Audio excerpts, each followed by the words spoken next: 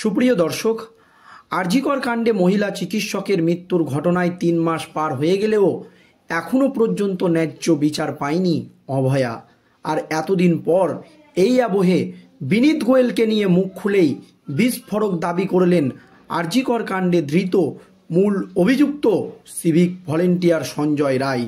আর তারপরেই রাজ্য রাজনীতিতে নতুন করে শোরগোল পড়ে গিয়েছে।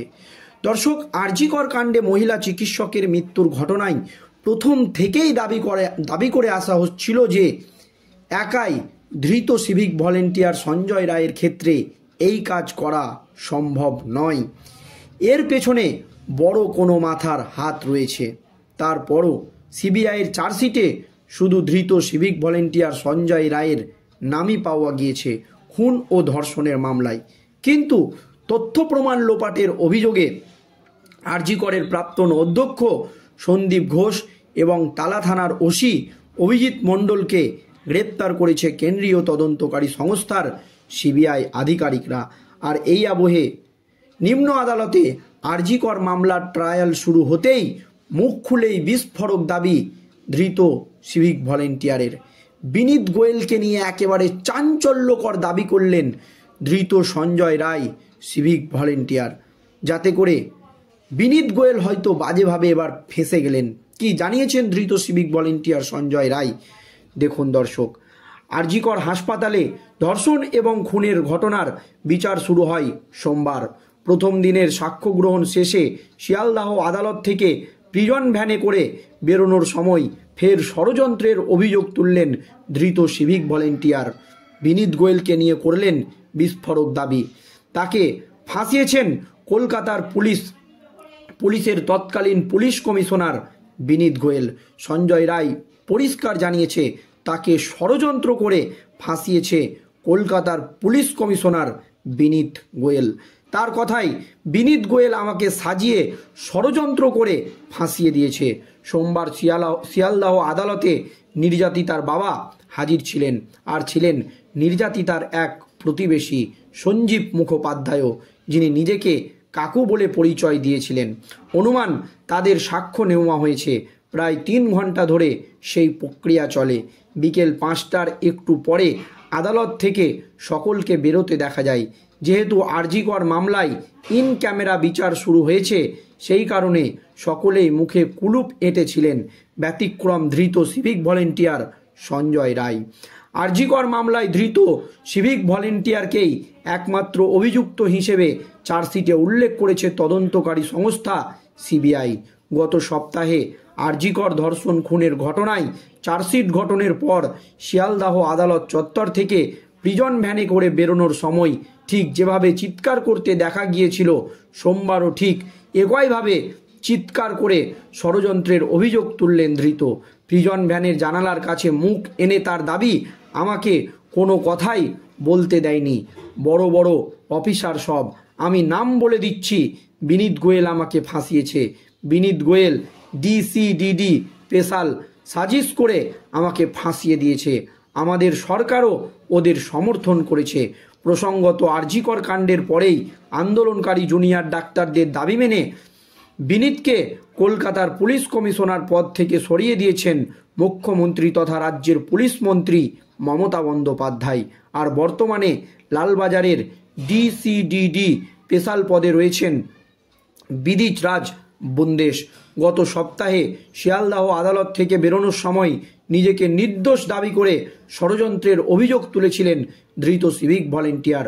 বলেছিলেন, আসলদের বাঁচানোর জন্য আমাকে ফাঁসানো হচ্ছে, বড় মাথাদের জন্য আমাকে ফাঁসানো হচ্ছে, সরকার ও ডিপার্টমেন্ট তাকে ভয় দেখাচ্ছে বলে দাবি করেছিলেন ধৃত। ধৃতের কথায়, আমি রেপ অ্যান্ড মার্ডার করিনি, আমি বললাম যে আমাকে ফাঁসানো হয়েছে, আমাকে সেখানেই যেতে দিল না, সরকার আমাকে ফাঁসাচ্ছে, আমাকে ভয় দেখাচ্ছে যে তুই কিছু বলবি না বা তুই কিছু বলতে পারবি না, ডিপার্টমেন্ট আমাকে ভয় দেখাচ্ছে, আমি পুরোপুরি নির্দোষ, দাবি ধৃত সিভিক ভলেন্টিয়ার সঞ্জয় রায়ের। গত 9 আগস্ট আরজিকরের জরুরি বিভাগের 4 তলায় সেমিনার হল থেকে মহিলা চিকিৎসকের দেহ উদ্ধার হয়েছিল। তাকে ধর্ষণ এবং খুনের অভিযোগে সেই রাতেই কলকাতা পুলিশের 4th ব্যাটালিয়ন ব্যারাক থেকে অভিযুক্ত সিভিক ভলেন্টিয়ারকে গ্রেপ্তার করেছিল কলকাতা পুলিশ। পরে কলকাতা হাইকোর্টের নির্দেশে আরজিকর কাণ্ডের তদন্তভার পায় কেন্দ্রীয় তদন্তকারী সংস্থা সিবিআই।